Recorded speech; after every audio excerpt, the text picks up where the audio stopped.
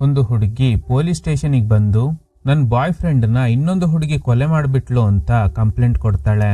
ಈ case enquiry ಮಾಡೋದಕ್ಕೆ ಹೊರಟಿದ್ದ ಪೊಲೀಸ್ನವರಿಗೇನೆ ತಲೆ ಕೆಟ್ಟು ಹೋಗುತ್ತೆ. ಕ್ಲೈಮ್ಯಾಕ್ಸ್ ನಲ್ಲಂತೂ ಭಯಂಕರ ಶಾಕಿಂಗ್ ಟ್ವಿಸ್ಟ್ಗಳು ರಿವೀಲ್ ಆಗುತ್ತೆ. ಚಿತ್ರದ ಹೆಸರು ಮರೀಚಿಕ. ರೀಸೆಂಟ್ಲಿ ತೆರೆ ಕಂಡಿದ್ದ ತೆಲುಗು ಮಿಸ್ಟ್ರಿ ಥ್ರಿಲ್ಲರ್ ಚಿತ್ರ.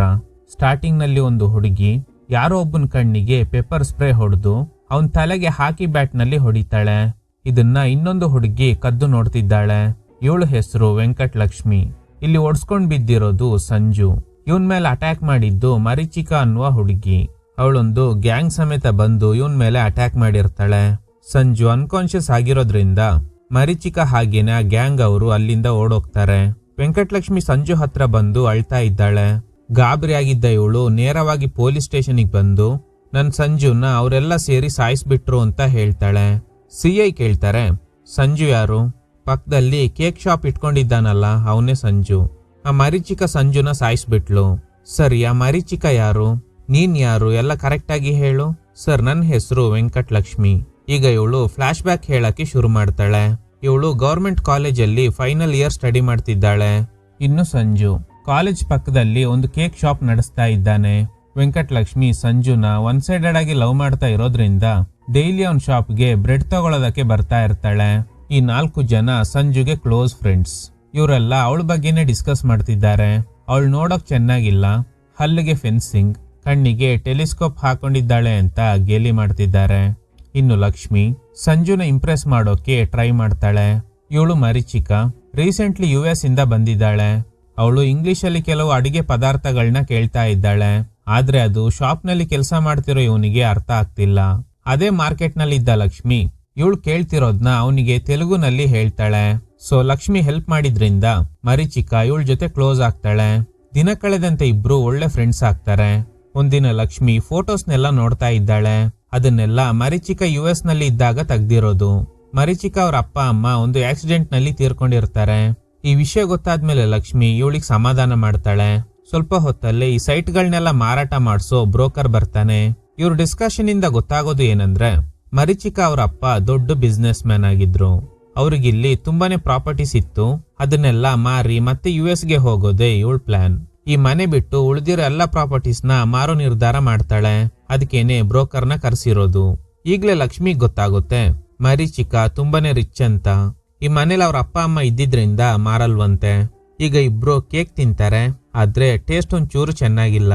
ಅದಕ್ಕೆ ಲಕ್ಷ್ಮಿ ಇಂಥದೆಲ್ಲ ಸಂಜು ಶಾಪ್ ಅಲ್ಲಿ ಚೆನ್ನಾಗಿರುತ್ತೆ, ಇಬ್ರು ಈಗ ಅಲ್ಲಿಗೆ ಹೋಗ್ತಾರೆ. ಸಂಜು ಮರೀಚಿಕನ ನೋಡಿದ ತಕ್ಷಣ ಲವ್ ಮಾಡೋದಕ್ಕೆ ಶುರು ಮಾಡ್ತಾನೆ. ಅವಳ ಮನೆ ಅಡ್ರೆಸ್ ನ ತಗೊಂಡು ಪದೇ ಪದೇ ಕೇಕ್ ತಗೊಂಡು ಅವಳ ಫ್ಲಾಟ್ಗೆ ಹೋಗ್ತಾ ಇರ್ತಾನೆ. ಈ ವಿಷಯನ ಮರೀಚಿಕ ಲಕ್ಷ್ಮಿಗೂ ಕಾಲ್ ಮಾಡಿ ಹೇಳ್ತಾಳೆ. ಲಕ್ಷ್ಮಿಗ್ ಡೌಟ್ ಶುರುವಾಗುತ್ತೆ, ಸಂಜು ಮರೀಚಿಕನ ಲವ್ ಮಾಡ್ತಿದ್ದಾನೇನೋ ಅಂತ. ಇವ್ರ ಮನೆಗೂ ಬೇಕರಿ ಐಟಮ್ಸ್ ನ ಡೆಲಿವರಿ ಮಾಡ್ತಾನ ಅಂತ ತಿಳ್ಕೊಳ್ಳೋದಕ್ಕೆ ಸದ್ಯದಲ್ಲೇ ಎಕ್ಸಾಮ್ಸ್ ಇದೆ. ಡೈಲಿ ನಮ್ಮ ಮನೆಗೆ ಬ್ರೆಡ್ ನ ಕಳಿಸು. ಆದ್ರೆ ಸಂಜು 1 ವಾರಕ್ಕೆ ಬೇಕಾಗಿರೋ ಅಷ್ಟು ಬ್ರೆಡ್ ನ ಕೊಟ್ಟು ಕಳಿಸ್ತಾನೆ. ಆದ್ರೆ ಮರೀಚಿಕ ಆರ್ಡರ್ ಮಾಡಿಲ್ಲ ಅಂದ್ರೂನು ಪದೇ ಪದೇ ಕೇಕ್ ನ ತಗೊಂಡು ಅವಳ ಫ್ಲಾಟ್ಗೆ ಹೋಗ್ತಾ ಇರ್ತಾನೆ. ಸಂಜು ನಿರಂತರವಾಗಿ ಇವಳನ್ನ ಫಾಲೋ ಮಾಡ್ತಾ ಇಂಪ್ರೆಸ್ ಮಾಡೋದಕ್ಕೆ ಟ್ರೈ ಮಾಡ್ತಾನೆ. ಪೇಂಟಿಂಗ್ಸ್ ಬಗ್ಗೆ ನಾಲೆಜ್ ಇಲ್ದೆ ಹೋದ್ರೂನು ಎಲ್ಲ ಗೊತ್ತಿರೋ ತರ ನಾಟಕ ಮಾಡ್ತಾನೆ. ಇವರಿಬ್ರು ಸುತ್ತಾಡ್ತಾ ಇರೋದ್ನ ಅಬ್ಸರ್ವ್ ಮಾಡ್ತಿದ್ದ ಲಕ್ಷ್ಮಿಗೆ ತುಂಬಾನೇ ಹೊಟ್ಟೆ ಕಿಚ್ಚು. ಎಲ್ಲಿ ಸಂಜು ನನಗ್ ಸಿಗಲ್ವೋ ಅಂತ. ಎಲ್ಲೋ ಮರೀಚಿಕ ಕೂಡ ಅವನ್ನ ಲವ್ ಮಾಡ್ತಾ ಇದ್ದಾಳೆ ಅನ್ಸುತ್ತೆ. ಲಕ್ಷ್ಮಿ ಗಾಡಿ ತಗೊಳ್ಳೋದಕ್ಕೆ ಸಾಲ ಕೇಳಿರ್ತಾಳೆ. ಈ ವಿಷಯನ ಇವಳು ಸಂಜುಗೆ ಹೇಳಿ, ನನಗೆ ಸ್ಕೂಟರ್ ಬಗ್ಗೆ ಅಷ್ಟಾಗಿ ನಾಲೆಜ್ ಇಲ್ಲ, ನೀನ್ ಕೂಡ ಬಾ ಅಂತ. ನೆಕ್ಸ್ಟ್ ಡೇನೆ ಹೋಗಿ ಅವಳಿಗೆ ಇಷ್ಟ ಆಗೋ ಸ್ಕೂಟಿನ ಕೊಡಿಸ್ತಾರೆ. ಇವತ್ತು ವ್ಯಾಲೆಂಟೈನ್ಸ್ ಡೇ. ಹೇಗಾದ್ರೂ ಸಂಜುಗೆ ಪ್ರಪೋಸ್ ಮಾಡಿ ತನ್ನತ್ತ ಸೆಳಿಬೇಕು ಅಂತ ಪ್ಲಾನ್ ಮಾಡ್ತಾಳೆ. ಆದ್ರೆ ಸಂಜು ಮರೀಚಿಕಗೆ ಪ್ರಪೋಸ್ ಮಾಡ್ತಾನೆ. ಇವರಿಬ್ರು ಮಾತಾಡ್ತಾ ಇರೋದ್ನ ದೂರದಿಂದ ಕೇಳಿಸ್ಕೊತಾ ಇದ್ದ ಲಕ್ಷ್ಮಿಗೆ ತುಂಬಾನೇ ಹರ್ಟ್ ಆಗುತ್ತೆ. ಮರೀಚಿಕ ಕೂಡ ಇವನ್ ಲವ್ ನ ಆಕ್ಸೆಪ್ಟ್ ಮಾಡ್ತಾಳೆ.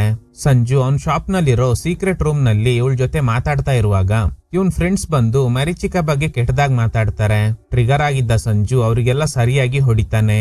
ಆದ್ರೆ ಒಂದಿನ ಮರೀಚಿಕ ಇವಳ ಬಗ್ಗೆ ಕೆಟ್ಟದಾಗ ಮಾತಾಡಿದ್ದ ಸಂಜು ಫ್ರೆಂಡ್ಸ್ ಜೊತೆನೆ ಖುಷಿಯಾಗಿ ಮಾತಾಡ್ತಾ ಅವ್ರಿಗೆಲ್ಲ ದುಡ್ಡು ಕೊಟ್ಟು ನೀವು ನನಗೆ ಹೆಲ್ಪ್ ಮಾಡ್ಬೇಕು ಅಂತ ಹೇಳ್ತಾಳೆ.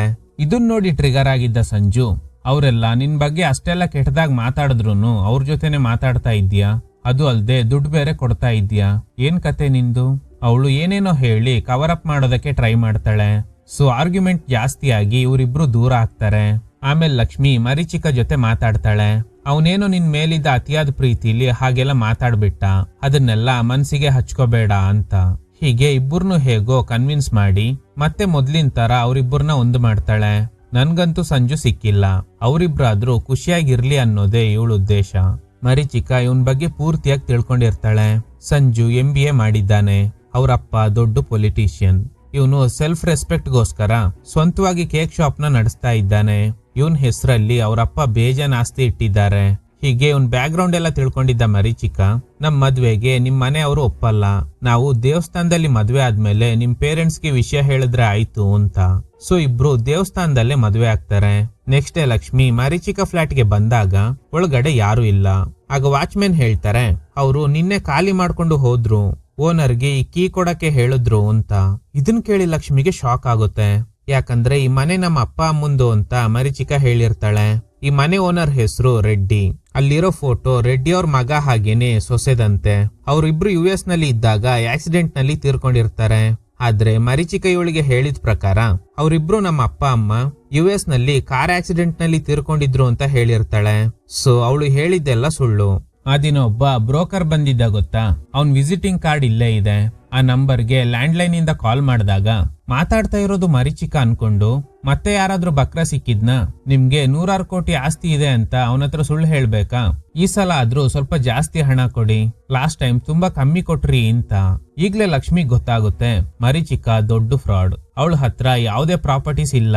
ಹೇಗೂ ಸಂಜು ಪೊಲಿಟಿಷಿಯನ್ ನ ಮಗ, ಅವನ್ನ ಯಾಮಾರಿಸಿ ಆಸ್ತಿನ ಹೊಡಿಯಕ್ಕೆ ನಾನು US ಇಂದ ಬಂದಿದ್ದೀನಿ, ನನಗೆ 100 ಕೋಟಿ ಬೆಲೆ ಬಾಳೋ ಪ್ರಾಪರ್ಟೀಸ್ ಇದೆ ಅಂತೆಲ್ಲ ಡ್ರಾಮಾ ಮಾಡಿದ್ದಾಳೆ ಅನ್ನೋದು ಇವಳಿಗೆ ಗೊತ್ತಾಗುತ್ತೆ. ಈಗ ಇವರಿಬ್ರು ಫಾರ್ಮ್ ಹೌಸ್ ನಲ್ಲಿ ಇದ್ದಾರೆ. ಲಕ್ಷ್ಮಿ ಸಂಜು ಕಾಲ್ ಮಾಡಿ ಮರೀಚಿಕ ನಿನಗೆ ಮೋಸ ಮಾಡ್ತಾ ಇದ್ದಾಳೆ ಅಂತ ಅವಳು ಡಾರ್ಕ್ ಸೀಕ್ರೆಟ್ನೆಲ್ಲ ಹೇಳ್ತಾಳೆ.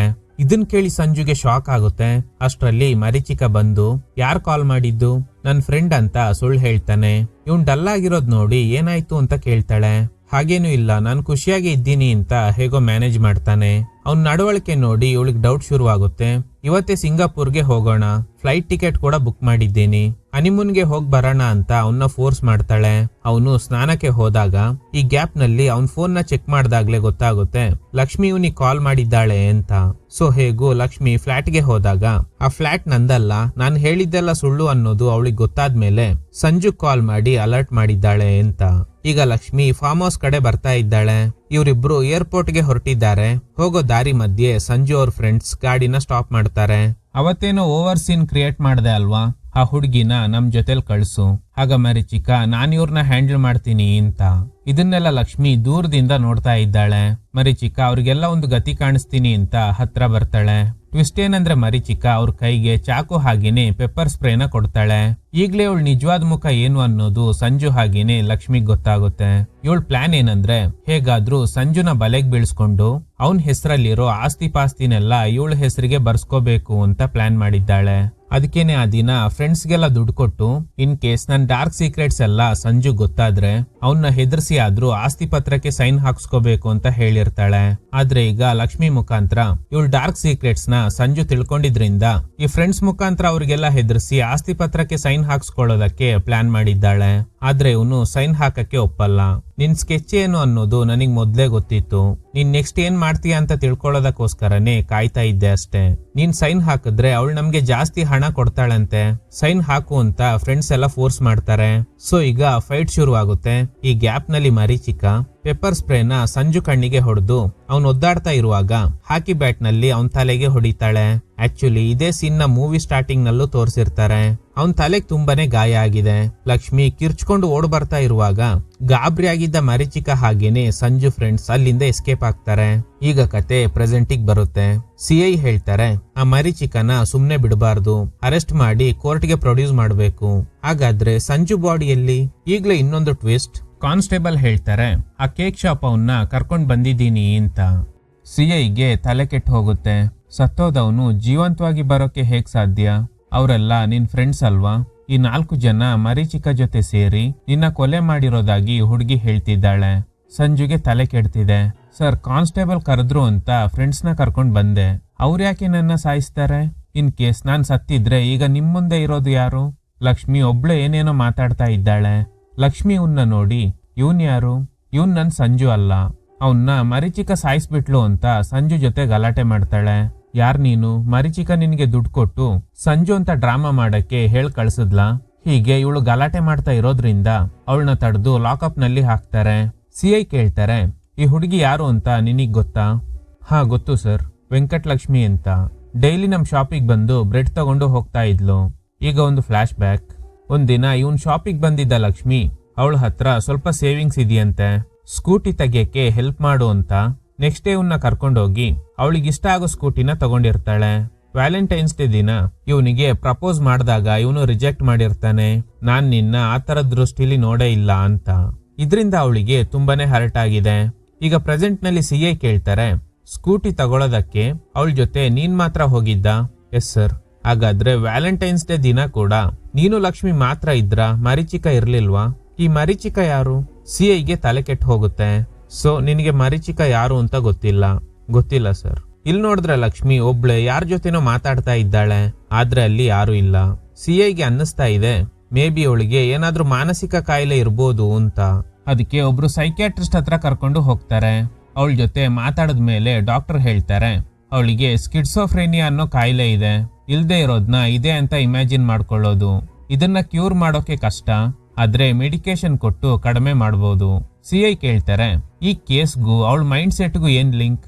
ಮೇನ್ ಆಗಿ 2 ರೀಸನ್ಸ್ ಇದೆ. ಅವಳು ನೋಡೋಕೆ ಅಷ್ಟು ಚೆನ್ನಾಗಿಲ್ಲ ಅಂತ ಅನ್ಕೊಂಡಿದ್ದಾಳೆ. ಸಂಜುನ ಇಷ್ಟಪಟ್ಟು ಪ್ರಪೋಸ್ ಮಾಡಿದ್ದಾಳೆ, ಆದ್ರೆ ಅವನು ಒಪ್ಪಿಲ್ಲ. ಇದೇ ಕಾರಣಕ್ಕೆ ಡಿಪ್ರೆಷನ್ಗೆ ಒಳಗಾಗಿ ಈ ಸ್ಕಿಡ್ಸೋಫ್ರೇನಿಯಾ ಅನ್ನೋ ಕಾಯಿಲೆಗೆ ತುತ್ತಾಗಿದ್ದಾಳೆ. ನಾನ್ ಯಾವ ತರ ಇದ್ರೆ ಸಂಜುಗೆ ಇಷ್ಟ ಆಗ್ಬೋದು ಅಂತ ಇಮ್ಯಾಜಿನ್ ಮಾಡ್ಕೊಂಡು ಆ ಇಮ್ಯಾಜಿನೇಷನ್ಗೆ ಒಂದು ರೂಪನ ಕೊಟ್ಟಿದ್ದಾಳೆ. ಆ ರೂಪಕ್ಕೆ ಅವಳು ಇಟ್ಟಿರೋ ಹೆಸರೇ ಮರೀಚಿಕ. ಇದನ್ ಕೇಳಿ ಇವ್ರಿಗೆಲ್ಲ ಗಾಬರಿ ಆಗುತ್ತೆ.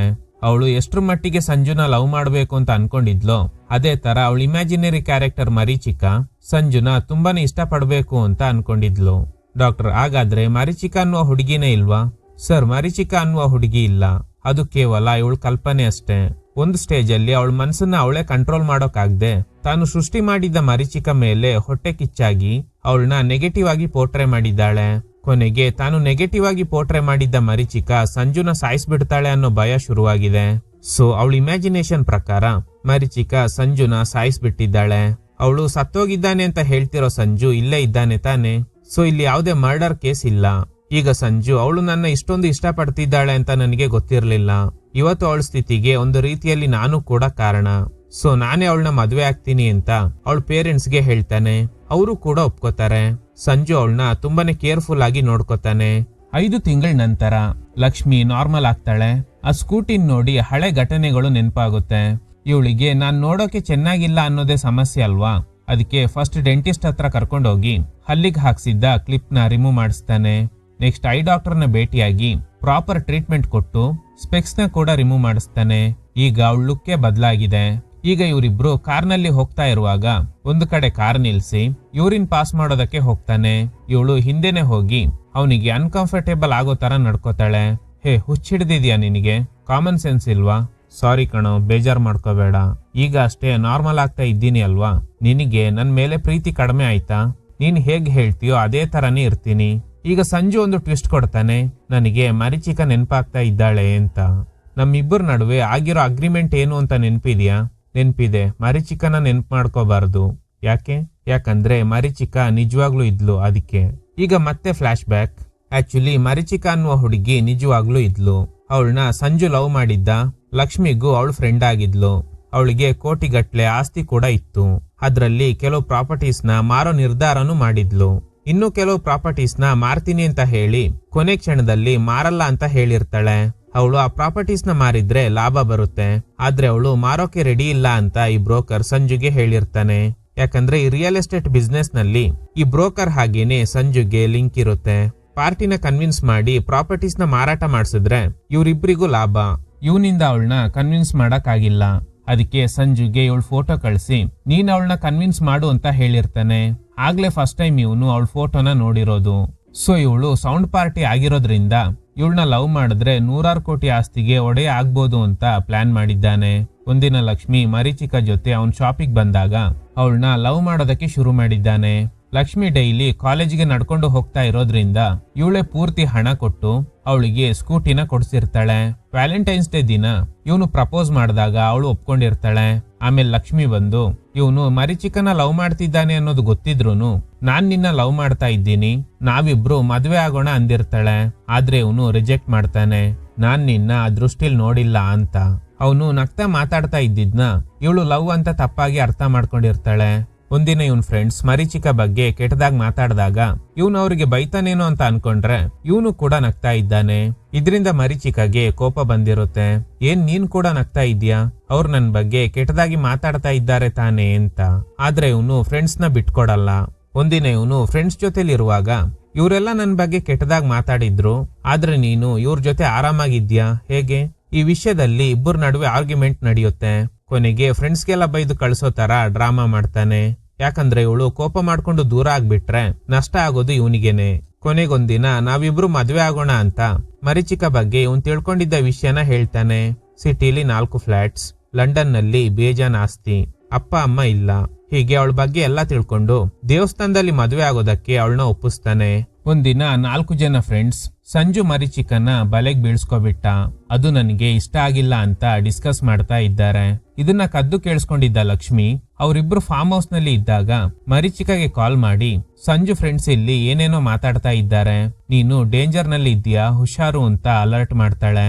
ಸಂಜು ಬಂದು ಏನ್ ಡಲ್ ಆಗಿದ್ಯಾ, ಇವಳೇನು ಉತ್ತರ ಕೊಡಲ್ಲ.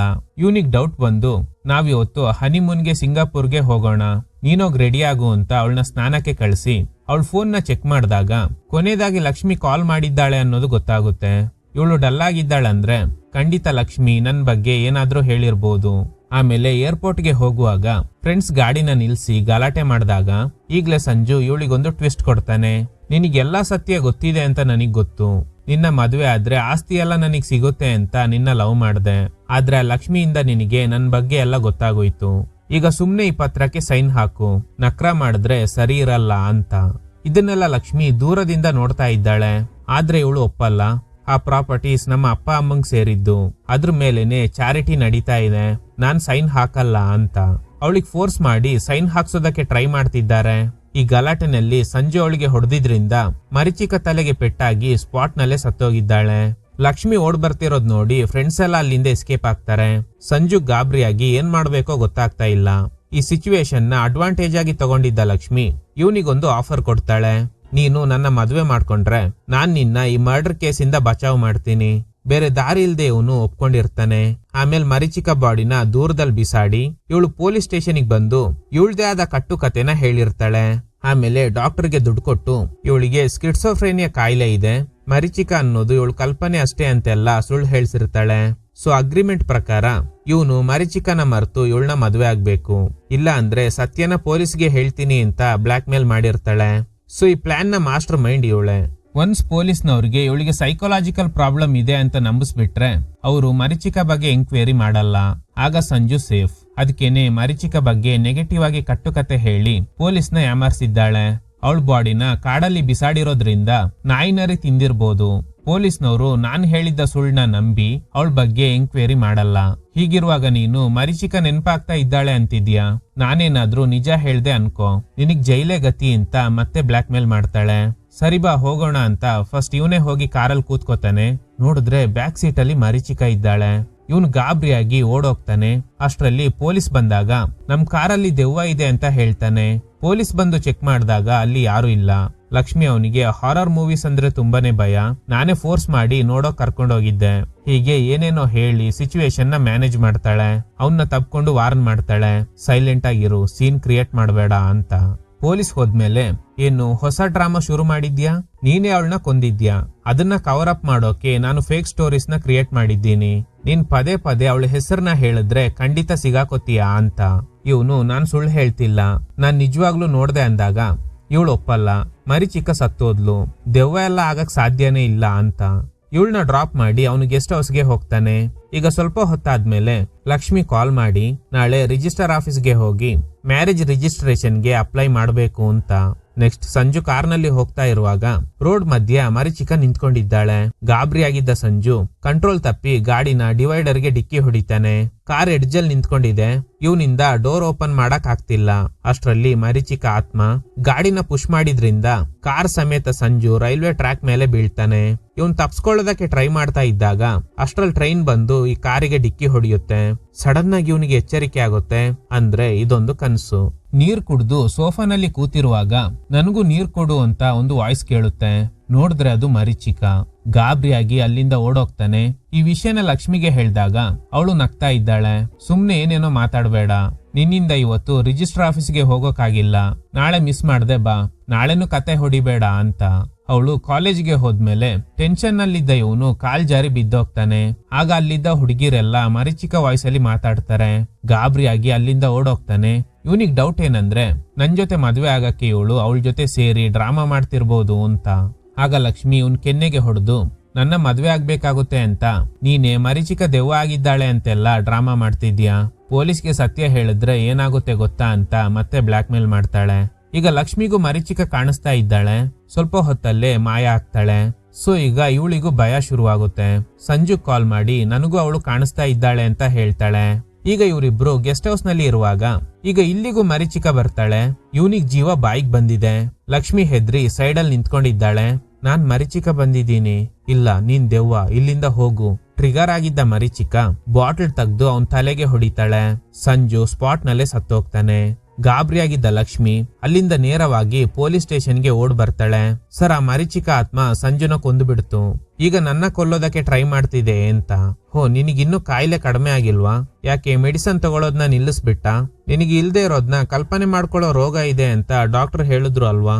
ಸರ್, ನನಗೆ ಸ್ಕಿಟ್ಸೋಫ್ರೇನಿಯಾ ಕಾಯಿಲೆ ಇದೆ ಅಂತ ಅವತ್ತು ಸುಳ್ಳು ಹೇಳ್ದೆ. ನನಗೆ ಯಾವುದೇ ಕಾಯಿಲೆ ಇಲ್ಲ. ಆದ್ರೆ ಇವರು ನಂಬಲ್ಲ. ಇವಳಿಗೆ ಕಾಯಿಲೆ ಜಾಸ್ತಿಯಾಗಿ ಈ ತರ ಎಲ್ಲ ಮಾತಾಡ್ತಾ ಇದ್ದಾಳೆ ಅಂತ ಅನ್ಕೋತಾರೆ. ಇವಳು ವಾದನ ಕಂಟಿನ್ಯೂ ಮಾಡ್ತಾಳೆ. ಆ ಮರೀಚಿಕ ಬಂದು ಸಂಜುನ ಕೊಂದುಬಿಟ್ಲು ಅಂತ. ಇಲ್ದೇ ಇರೋ ಮರೀಚಿಕ ಹೇಗೆ ಸಂಜುನ ಕೊಲ್ಲೋಕ್ ಸಾಧ್ಯ? ಮರೀಚಿಕ ಅನ್ನೋದು ನಿನ್ ಕಲ್ಪನೆ ಅಷ್ಟೇ. ಸರ್, ಮರೀಚಿಕ ಇಲ್ಲ ಅಂದಿದ್ದು ಕೂಡ ಸುಳ್ಳೆ. ಅವಳೀಗ ದೆವ್ವ ಆಗಿದ್ದಾಳೆ. ಈಗ ಅಷ್ಟೇ ಸಂಜುನ ಕೊಂದುಬಿಟ್ಲು ಅಂತ. ಸಿಐಗೆ ಅನ್ನಿಸ್ತಾ ಇದೆ ಇವಳು ನನ್ನ ಹುಚ್ಚಾಸ್ಪತ್ರೆಗೆ ಸೇರ್ಸೋವರೆಗೂ ಬಿಡಲ್ಲ ಅಂತ. ಅಷ್ಟ್ರಲ್ಲಿ ಮರೀಚಿಕ ಬರ್ತಾಳೆ. ನಾನೇ ಮರೀಚಿಕ ಅಂದಾಗ ಸಿಐಗೂ ಭಯ ಶುರುವಾಗುತ್ತೆ. ಲಕ್ಷ್ಮಿ ಹೇಳ್ತಾಳೆ ಅದು ದೆವ್ವ, ಶೂಟ್ ಮಾಡ್ಬಿಡಿ ಅಂತ.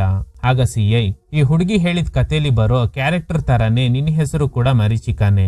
ಇಷ್ಟು ದಿನ ಎಲ್ಲಿದ್ದೆ? ಲಂಡನ್ ನಲ್ಲಿದ್ದೆ. ಫಸ್ಟ್ ನಾನು US ಇಂದ ಬಂದಾಗ ನನಗೆ ಲಕ್ಷ್ಮಿ ಪರಿಚಯ ಆದ್ಲು. ಈಗ ಅಷ್ಟೇ ಲಂಡನ್ ಇಂದ ಬಂದು ಇವಳನ್ನ ಮೀಟ್ ಆಗೋದಕ್ಕೆ ಬಂದಾಗ ಯಾಕೋ ಹೆದ್ರಿ ಇಲ್ಲಿಗೆ ಓಡ್ ಬಂದ್ಬಿಟ್ಲು ಅಂತ. ಲಕ್ಷ್ಮಿ ಪದೇ ಪದೇ ಅದನ್ನೇ ಹೇಳ್ತಿದ್ದಾಳೆ.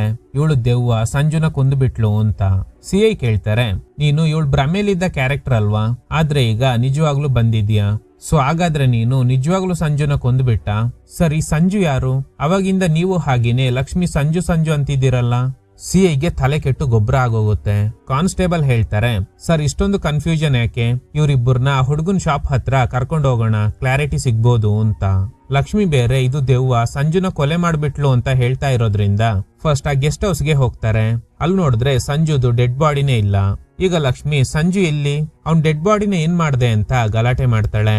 ನೆಕ್ಸ್ಟ್ ಸಂಜು ನಡೆಸ್ತಾ ಇದ್ದ ಕೇಕ್ ಶಾಪ್ ಹತ್ರ ಹೋಗ್ತಾರೆ. ಅಲ್ಲಿ ನೋಡಿದ್ರೆ ಶಾಪ್ ಕ್ಲೋಸ್ ಆಗಿದೆ. ನೋಡೋಕೆ ಎಷ್ಟೋ ವರ್ಷದ ಹಿಂದೆ ಕ್ಲೋಸ್ ಆಗಿದ್ ತರ ಇದೆ. ಪಕ್ಕದಲ್ಲಿದ್ದವ್ರನ್ನ ವಿಚಾರಿಸಿದಾಗ ಸಂಜು ಸತ್ತೋದ ಅಂತ. ಆಗ ಲಕ್ಷ್ಮಿ, ಹೇಳಿದ್ನಲ್ಲ ಸರ್, ದೆವ್ವ ಸಾಯಿಸ್ಬಿಡ್ತು ಅಂತ. ಹೇಳು, ಆ ದೆವ್ವನೇ ಕೊಲೆ ಮಾಡಿದ್ದು ತಾನೇ? ಸರ್, ಸಂಜುದು ಮರ್ಡರ್ ಅಲ್ಲ, ಅದು ಸೂಸೈಡ್. 2 ವರ್ಷದ ಹಿಂದೆ ಯಾವ್ದೋ ಶ್ರೀಮಂತ ಹುಡುಗಿನ ಲವ್ ಮಾಡಿದ್ದ. ಆ ಹುಡುಗಿ ಬೇರೆ ಯಾರನ್ನೋ ಮದ್ವೆ ಆಗ್ಬಿಟ್ಲು. ಇದ್ರಿಂದ ಅವನು ಡಿಪ್ರೆಷನ್ಗೆ ಒಳಗಾಗಿ ಆ ಶಾಪ್ ಒಳಗಡೆನೆ ಸೂಸೈಡ್ ಮಾಡ್ಕೋಬಿಟ್ಟ. ಸೊ ಆ ಶಾಪ್ ಕ್ಲೋಸ್ ಆಗಿ 2 ವರ್ಷ ಆಯ್ತು ಅಂತ. ಇದನ್ ಕೇಳಿ ಲಕ್ಷ್ಮಿ ನಿಜವಾಗ್ಲೂ ಮೆಂಟಲಿ ಡಿಸ್ಟರ್ಬ್ ಆಗಿದ್ದಾಳೆ ಅನ್ಸುತ್ತೆ. ಸಿಐ ಹೇಳ್ತಾರೆ, ಫಸ್ಟ್ ಲಕ್ಷ್ಮಿನ ಹಾಸ್ಪಿಟಲ್ಗೆ ಸೇರಿಸಿ ಅಂತ. ನಾನು ಎಷ್ಟೋ ಕೇಸ್ನ ಡೀಲ್ ಮಾಡಿದ್ದೀನಿ, ಆದ್ರೆ ಈ ಕೇಸ್ ಯಾವ ಆಂಗಲ್ ನಲ್ಲೂ ನನಗೆ ಅರ್ಥನೇ ಆಗ್ತಿಲ್ಲ. ಇವ್ರು ಹೇಳಿದ ಪ್ರಕಾರ 2 ವರ್ಷದ ಹಿಂದೆ ಸಂಜು ಸತ್ತೋದ. ಆದ್ರೆ ಕೆಲವು ತಿಂಗಳ ಹಿಂದೆ ನಮ್ ಸ್ಟೇಷನ್ಗೆ ಸಂಜು ಅಂತ ಒಬ್ಬ ಬಂದಿದ್ದ. ಹಾಗಾದ್ರೆ ಅವನ್ ಯಾರು? ಆಗ ಮರೀಚಿಕ, ಸರ್, ಸಂಜು ಬಗ್ಗೆ ಲಕ್ಷ್ಮಿ ನನಗೆ ಯಾವತ್ತೂ ಹೇಳೇ ಇಲ್ಲ. ಇನ್ಫ್ಯಾಕ್ಟ್ ಅವ್ನ್ ಯಾರು ಅಂತಾನು ನನಗ್ ಗೊತ್ತಿಲ್ಲ. ಮೇ ಬಿ ನೀವು 5 ತಿಂಗಳ ಹಿಂದೆ ನೋಡಿದ್ದು ಸಂಜು ಆತ್ಮ ಆಗಿರ್ಬೋದು ಅಂತ. ಸಿಐಗೆ ತಲೆ ಕೆಟ್ಟೋಗಿದೆ. ಈ ಕೇಸ್ನ ಇಲ್ಲಿಗೇನೆ ನಿಲ್ಸಿದ್ರೆ ಒಳ್ಳೇದು ಅಂತ. ಮರೀಚಿಕ ಲಂಡನ್ಗೆ ಹೊರಟಿದ್ದಾಳೆ. ಸಿಐ ಥ್ಯಾಂಕ್ಸ್ ಹೇಳ್ತಾರೆ, ನೀನ್ ಕ್ಲಾರಿಟಿ ಕೊಟ್ಟಿದ್ದು ಒಳ್ಳೇದಾಯ್ತು. ಇಲ್ಲ ಅಂದ್ರೆ ಆ ಹುಚ್ಚಿ ಮಾತು ಕೇಳಿ ನಾನ್ ಕೂಡ ಹುಚ್ಚ ಆಗ್ಬಿಡ್ತಿದ್ದೆ ಅಂತ.